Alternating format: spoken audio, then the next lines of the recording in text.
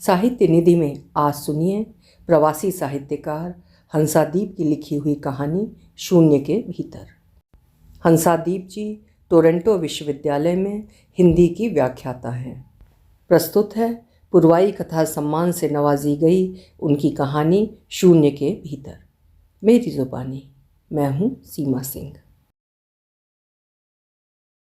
शहर के पास एक पशु पक्षी विहार था जिसकी बहुत तारीफ सुना करते थे। भारत से एक मित्र का आगमन हुआ तो सोचा उन्हें घुमाने ले जाने की शुरुआत यहीं से की जाए। सुबह का नाश्ता करके जब हम वहाँ पहुँचे तो गेट पर एक बड़े से बोर्ड पर यह नियम लिखा हुआ नजर आया कि पशु पक्षियों को कुछ भी न खिलाया जाए। प्रवेश के लिए कोई टिकट नहीं है। अगर आप स्वयं दान के इच्छुक हैं तो करिए, मगर इस पशु पक्षी विहार की कहानी पढ़िए या सुन लीजिए। हम गेट से अंदर दाखिल होकर आगे बढ़ने लगे। बीच में बने लंबे गोलाकार रास्तों से गुजरते हुए कई जीवों की एक अलग दुनिया दिखी। दाईं ओर तारों के अंदर की तरफ विचरते कई अलग अलग तरह के पशु दिखाई दिए, अपने अपने समूहों में, अपनी अपनी सीमाओं में। रास्ते के बाईं ओर कई पेड़ों पर बैठे अनगिनत परिंदे थे जो अपने लिए बनाए गए उस जंगल में प्राकृतिक जीवन जी रहे थे। इन पंछियों की चहचहाहट के साथ ही तमाम अलग अलग तरह की आवाज़ों से माहौल प्रतिध्वनित हो रहा था। पशु पक्षियों की मस्ती देखकर लग रहा था कि उनकी यहाँ पर बहुत देखभाल की जाती है। हर तरह के पशु गृह थे। बिल्लियों के लिए अलग घर था, कुत्तों के लिए अलग और रैकून के लिए अलग। इस अनुपम प्राकृतिक स्थल पर अलग अलग प्रजाति के इतने जानवरों को एक साथ देखना एक अलग ही तरह का अनुभव था। थके हारे एक जगह बैठे और अपने साथ लाए नाश्ते के सामान को खत्म किया। हालांकि यहाँ विचरना बहुत ही खुशनुमा अनुभव था, लेकिन घूमते घामते अब थकने लगे थे। ये पहले ही निश्चित कर लिया था कि वो कहानी पढ़ने के बाद ही वहाँ से निकलना है। कुछ लोग ऑडियो सुनने में व्यस्त थे तो कुछ लोग बैठकर पढ़ते हुए बातें भी कर रहे थे। मेरे मित्र ने ऑडियो सुनना शुरू किया और मैं पढ़ने लगी। कुमुदी कहते थे सब उसे। सुनने में तो कुमुदी बड़ा अजीब सा लगता है, पर नाम किस तरह बिगड़कर नया रूप ले लेते हैं इसका ये अच्छा उदाहरण था। ये कुमुदी श्रीलंका में पैदा हुई, बचपन में ही माता पिता के साथ न्यूजीलैंड में बस गई थी और नौकरी मिलने पर आ पहुंची थी कनाडा के टोरंटो शहर में। कहाँ से निकला बीज कहाँ जाकर उगा और फिर कहाँ जाकर इसका विस्तार हुआ। देशों की विविधता के अनुरूप ही उसके नाम ने भी विविध रूप लिए। कौमुदी से कौमुदी, कुमड़ी और फिर कुमुदी। उसकी जड़ें श्रीलंका से जुड़ी थीं, अतः ये जानना आसान था कि उसके घर में तमिल बोली जाती होगी। ये नाम तमिल संस्कृत या फिर हिंदी से आया। ये तो भाषा विज्ञान जानने पर उसका परिवार मूलतः तमिल भाषी ही था। कई भाषाओं और संस्कृतियों के मेल जोल से बने इस प्यारे से नाम ने अनेक देशों की सीमाओं को पार करते हुए एक नया आयाम ले लिया था। हिंदी तमिल भाषियों की अंग्रेजी बोलने की शैली थोड़ी अलग होती है, जिसे सुनकर कुछ लोग हंसते हैं, कुछ उसका मजाक बनाते हैं, लेकिन ऐसे नामों का कचरा करने में अंग्रेजी भाषियों की कोई सानी नहीं। कौमुदी का नाम अब कुमुदी था। खैर, इस बात से कुमुदी को कोई आपत्ति नहीं थी, क्योंकि स्कूल से लेकर अब तक कैरियर की उच्च पायदान तक उसे कुछ इसी तरह अलग अलग नाम से बुलाया जाता रहा। नाम में रखा भी क्या था, वो तो हमेशा अपने काम से जानी जाती रही। उसका व्यक्तित्व कौमुदी नाम को सार्थक करता था। बेहद शालीन, सौम्य, सहज, सरल होने के साथ ही बहुत ही समर्पित, निष्ठावान डॉक्टर। जो भी करती पूरे मन से। अपनी खास शैली में 10 मिनट के काम में 30 मिनट तक खर्च कर देती। फिर अगला काम, फिर अगला काम। इस तरह उसके कई काम उसकी प्रतीक्षा करते रहते। एक के बाद एक पेंडिंग कामों की सूची बढ़ती जाती। इसमें उसकी कोई गलती नहीं मानी जाती थी, क्योंकि जब वो काम खत्म होता तो परिपूर्ण होता था। उसके सारे मरीज बहुत खुश रहते। वो सदैव अपना सर्वश्रेष्ठ देती और इस प्रक्रिया में उसे जो तृप्ति मिलती वो अमूल्य थी। समय की इस मारामारी से निपटने में देर रात तक जाग कर काम करना पड़ता। शरीर थक जाता, दिमाग सोचने की क्षमता गंवाने लगता, तब कहीं जाकर वो सोती। तिस पर उसकी तबीयत शरीर का अंग अंग विद्रोह कर देता, लेकिन उसके काम पूरे नहीं हो पाते थे। उसके अपने विभाग में आज कुमुदी नहीं आई, फिर से नहीं आई। अजीब बात है, इतनी बीमार कैसे हो जाती है। बीमार है, बताया तो था, जैसे जुमले प्रायः सुनाई पड़ते। अस्पताल के स्टाफ वाले एक समर्पित डॉक्टर के लिए ये हर रोज़ कैसे बीमार हो जाती है जैसे सवाल उठाते तो ये सवाल ही रह जाते, क्योंकि जवाब सबको मालूम था। सब उसके प्रशंसक ही थे। उसके काम करने की धीमी गति सहकर्मियों को चुभती जरूर, किंतु इसके बावजूद वे उसे पसंद करते थे। उसका समर्पण स्वयं बोलता था, एकदम निस्वार्थ एवं निश्छल। सब उससे प्यार करते। वे मदद का एक हाथ उसकी ओर बढ़ाते तो वो दोनों हाथों से उनकी मदद में लग जाती। तकनीक तेजी से बदल रही थी। उसे कई बार अपने युवा माताओं से बहुत कुछ पूछना पड़ता, परंतु सीखने में कभी उसे संकोच नहीं हुआ। उसके स्टाफ को एक ही दुख था कि वो कभी कुछ कहती नहीं थी, जबकि नितांत अकेली थी।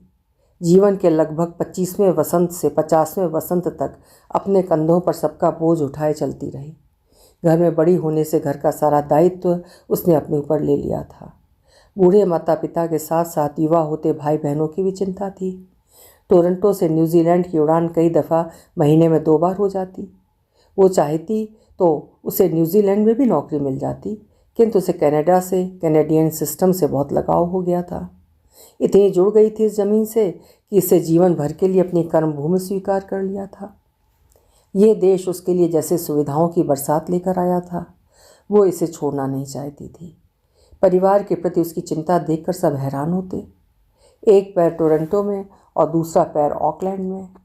एक वरिष्ठ डॉक्टर होने के नाते अच्छी कमाई के बावजूद उसके पास पैसों की कमी ही रहती, क्योंकि उसके वेतन का एक बड़ा हिस्सा कनाडा से न्यूजीलैंड की उड़ान में ज़ाया हो जाता था।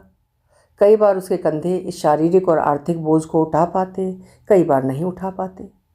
कंधों की क्षमता से बेखबर वो एक के बाद एक तमाम जिम्मेदारियां उठा दी गई और हर कदम के साथ शरीर को भार से बोझिल होते देखकर भी उपेक्षा करती रही। माता पिता की मृत्यु के बाद दोनों भाई बहनों को सेटल करने में 5 साल तक लगे। अब भाई बहन अपने अपने बच्चों के साथ अपने परिवार में व्यस्त हैं। इसी सब में वो कब 55 के पड़ाव तक आ पहुंची पता ही न चला। 55 साल की उम्र में ही 65 के ऊपर की दिखने लगी है। युवावस्था में अच्छे रिश्ते आते रहे, लड़के डेट पर बुलाते, पर उन दोनों जिम्मेदारियों की लंबी फहरिस्त होती थी उसके पास। उसकी दुनिया में माता पिता भाई बहन के अलावा कोई और अपनी जगह ही न बना पाया। माता पिता अब रहे नहीं, भाई बहन अपनी ज़िंदगी में आगे बढ़ गए। सच पूछा जाए तो आज भी वो उनकी छोटी से छोटी परेशानी को अपने माथे में लेने पर नहीं चकती और कई घंटों का सफ़र करके उनके पास पहुंच जाती। वे चाहें ना चाहें उनकी मदद करती, शारीरिक, मानसिक के साथ आर्थिक भी। बहन से हमेशा मिलने वाली मदद के कारण भाई बहन हर छोटी बात पर उसकी सलाह लेते और वो उस समस्या को स्वयं ही हल कर देती। नेकी और पूछ पूछ भाई बहन को फ़ायदा उठाना आता था, सो उठाते रहे। ये सब करते करते कितने बरस बीत चले। दुनिया आगे की तरफ दौड़ती रही और उस दौड़ में वो बिल्कुल अकेली पड़ती गई। अपने बारे में सोचने का समय नहीं मिला कभी। इधर स्वास्थ्य ने भी संकेत देने शुरू कर दिए। वो अपने शहर टोरंटो में ही काम करती रही। अस्पताल के कई विभागों से संबद्ध थी। नौकरी के दौरान जितनी व्यस्त लोगों के साथ रहती, घर में उतना ही अकेलापन होता। सिर्फ वो और घर की दीवारें। अब वो उम्र के उस मोड़ पर थी जहाँ उसकी मदद के लिए किसी को होना चाहिए था, लेकिन कौन करता मदद? जिनकी मदद वो करती रही वे सब दूर थे। वे यूं भी कभी नहीं आए उसके पास। वही मदद का हाथ बढ़ाए दौड़ी चली जाती थी। वे कभी फ़ोन भी नहीं करते। अमूमन इसी उम्मीद से वही फ़ोन करती कि उसके अकेलेपन को समझकर शायद कभी वे कहें कि दी यहीं आ जाओ दी, अब आपकी बहुत याद आती है। अब आपको इतनी दूर रहकर नौकरी करने की ज़रूरत नहीं। मगर ऐसा कभी हुआ ही नहीं।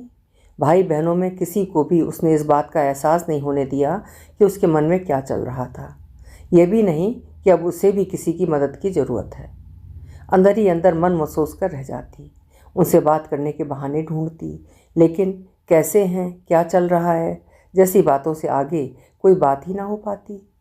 फ़ोन रखने के बाद देर तक वो फ़ोन को घूरती रहती, मानो फ़ोन ने साजिश की हो कि जो वो सुनना चाहती है ना सुन पाए। दिन बीतते रहे। तबीयत कुछ ज़्यादा ही खराब हुई तो लंबी छुट्टी ले ली, लेकिन किसी को बताया नहीं कि वो इस कदर बीमार है। अब धीरे धीरे उसके घुटने जवाब देने लगे, कंधों में लगातार दर्द रहने लगा। लंबी छुट्टी के बाद भी ठीक होने के आसार नज़र नहीं आ रहे थे। अब उसे सिक लीव लेकर घर पर रहना अपनी गैर जिम्मेदारी लगने लगी थी। वो जानती थी कि काम पर उसकी अनुपस्थिति से और लोगों को कितनी तकलीफ़ हो रही होगी। जब तक वो छुट्टी पर रहेगी तब तक वे किसी को उसकी जगह भी नहीं दे सकते। सोच विचार के बाद उसे अपनी कर्तव्य परायणता इसी में दिखी कि कंपलसरी रिटायरमेंट ले ले। इससे उसे अच्छी खासी पेंशन तो मिलेगी ही, वो एक पैकेज भी मिलेगा जो उसकी आगे की ज़िंदगी के लिए पर्याप्त होगा। इस फैसले के क्रियान्वित होने में कोई परेशानी नहीं हुई। सब कुछ आसानी से हो गया। उसके अपने भीतरी दरवाजे तो बंद ही थे, अब दरवाजे से बाहर की दुनिया के तमाम लोगों के दरवाजे भी उसके लिए बंद होते गए। एकाकीपन में खुद अपने लिए अजनबी सी हो गई थी वो, जैसे जानती ही ना हो कि वो कौन है और कहाँ है। सर्वत्र मौन पसरा रहता, बोलता भी कौन। टीवी जरूर चिल्लाता रहता, पर उसे सुनने का जी नहीं करता। चुप्पियों में रहना अब एक अनिवार्यता थी। जल्दी ही उसे लगने लगा कि अब उसकी दुनिया शून्य हो चुकी है। सिर्फ वो है और उसके भीतर एक खाली घेरा है जिसमें सिर्फ शून्य ही शून्य भरे पड़े हैं, एक के बाद एक दूसरे को लीलते हुए। एक सहकर्मी ने कुछ सालों पहले सुझाया था कि उसे एक बच्चा गोद ले लेना चाहिए। तब वो अपने भाई बहनों के परिवारों को बसाने में इतनी व्यस्त थी कि उसे ऐसा कुछ सोचने की ज़रूरत भी नहीं पड़ी। आज जब ज़रूरत है तो बच्चा पालने की उम्र नहीं रही। बहुत सोच विचार के बाद उसने एक बिल्ली पालने का निर्णय लिया। प्यारी सी चितकबरी बिल्ली जल्द ही उसके ध्यान का केंद्र बिंदु बन गई। अब वो बिल्ली की चिंता में घुली रहती। सुबह शाम एक ही ख्याल रहता कि बिल्ली ठीक तो है। ये मूक जानवर उसके अकेलेपन का साथी तो था, मगर उसे मदद भी तो चाहिए थी। वो बिल्ली भला कुमुदी की क्या मदद कर सकती थी? बिल्ली ने ठीक से खाया नहीं, वो रात में ठीक से सोई नहीं, उसे डॉक्टर के पास ले जाना है। बस इन्हीं चिंताओं में अब वो स्वयं को व्यस्त रखने लगी। कई रातों तक बिल्ली के टहलने पर उठ जाती, कुछ खिलाती, थर्मामीटर लगाकर चेक करती कि कहीं उसे बुखार तो नहीं। रात में न सोने के कारण कई बार दिन में झपकी लग जाती और उसी समय फ़ोन की घंटी घनघनाती। सोचती शायद भाई या बहन ने फ़ोन किया होगा। बड़ी आशा से फ़ोन उठाती तो कॉल मेडिकल चेकअप के लिए होता या फिर कोई प्रमोशन कॉल होता। ऐसा नहीं था कि भाई बहन की उदासीनता से वो बेखबर थी। कभी कभी उसे लगता कि काश अपने बारे में भी कभी सोचा होता।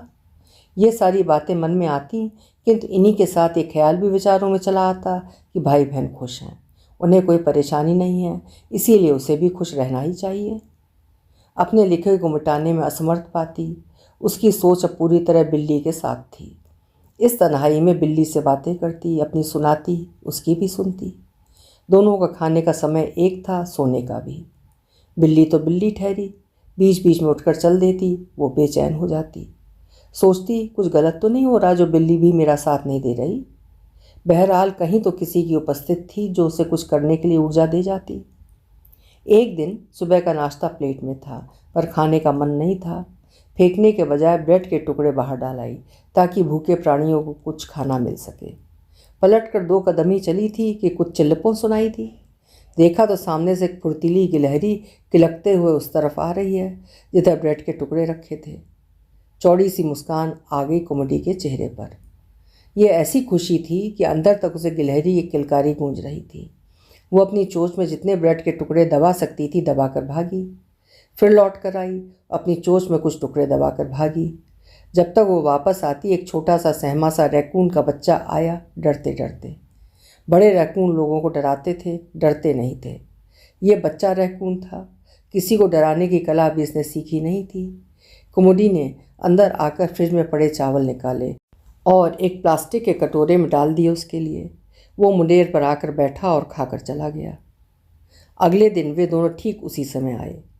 कुमुदी को लगा कि दिन में एक बार खाना देना ये तो न्याय नहीं है उसके साथ। अब जब भी वो कुछ खाती उनके लिए वहाँ डाल देती। वे कहीं से ऐसे सहसा प्रकट हो जाते मानो उसके दरवाज़ा खोलकर बाहर आने की प्रतीक्षा ही कर रहे हों। यह सिलसिला अब दिन में 3 बार बिना नागा चलता। अब खाने के लिए उससे कुछ पाने की उम्मीद लगाए 3 ऐसे प्राणी थे जो प्यार से उसे एकटक निहारते थे।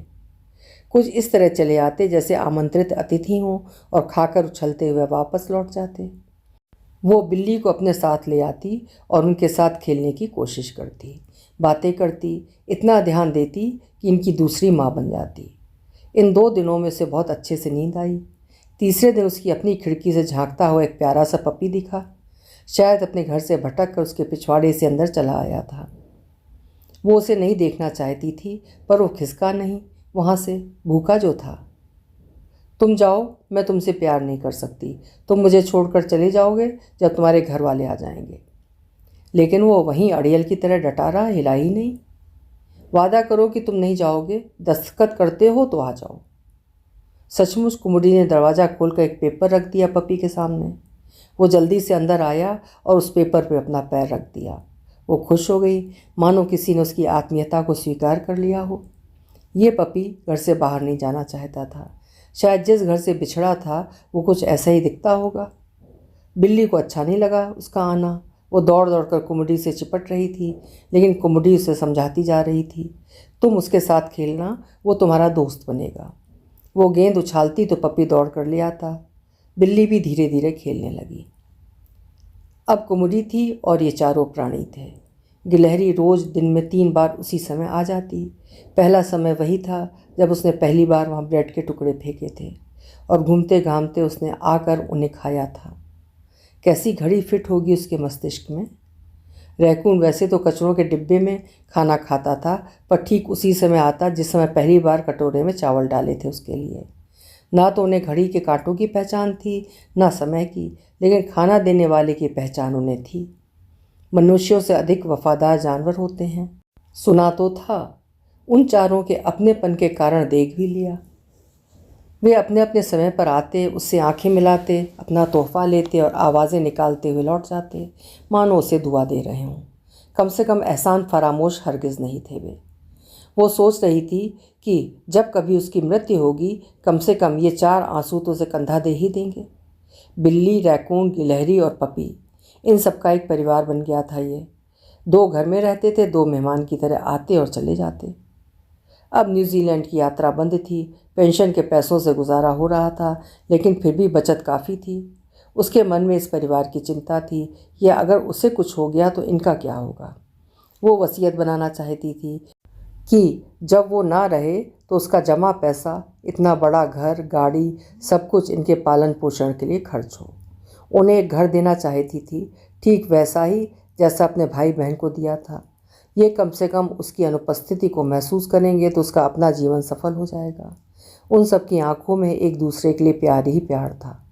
कुमुदी में उन बेजुबानों के लिए और उन बेजुबानों में कुमुदी के लिए। प्रथम पशु पक्षी विहार की शुरुआत हुई तो इस कहानी को सुनकर बहुत डोनेशन मिलने लगा। आज कुमुदी नाम से ऐसे कई पशु पक्षी गृह खोले जा चुके हैं जिनमें कई जीवों को शरण मिली है। इन अपनों से बतियाती कुमुदी अब बेजुबान है, तस्वीरों में कैद, मगर इन सब के लिए आज भी वो बोलती है उन्हीं की अपनी भाषा में। उसका अपना शून्य का घेरा बहुत बड़ा हो चुका है। शायद कह रहा है कि शून्य का घेरा हमेशा शून्य नहीं होता, भीतर से फैलता है तो एक नई दुनिया बसा लेता है। कहानी खत्म होते ही मेरे अंदर कुछ कुलबुलाने लगा। मेरे हाथ बरबस सामने रखे डोनेशन बॉक्स की ओर बढ़ गए।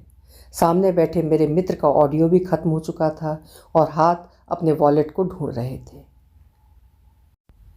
अभी आप सुन रहे थे बेहद उम्दा कहानी शून्य के भीतर, जिसे लिखा था डॉक्टर हंसादीप ने।